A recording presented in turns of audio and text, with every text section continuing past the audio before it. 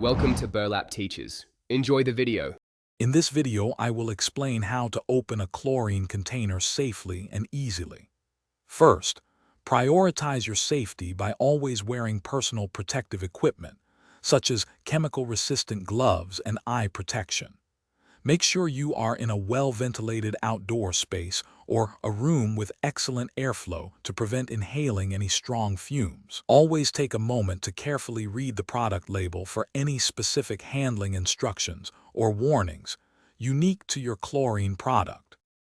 Before you begin, place the chlorine container on a stable, flat surface, like a sturdy workbench or the ground, to prevent any accidental tipping or spills.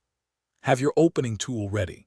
A clean, dry flathead screwdriver or a specialized container opener often works best.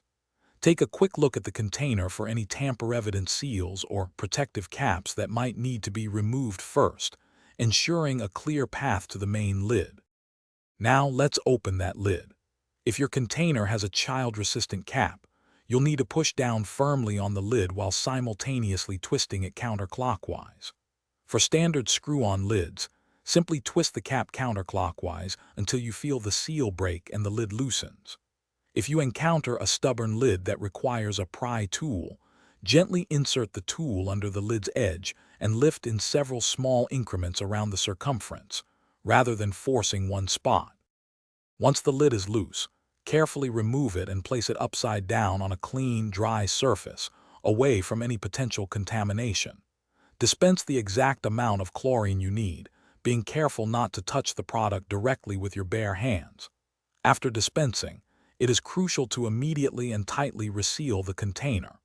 This prevents moisture absorption, maintains the chlorine's potency, and keeps it safe for future use, ensuring its effectiveness for many weeks. Thanks for watching. Consider subscribing if this video helped you.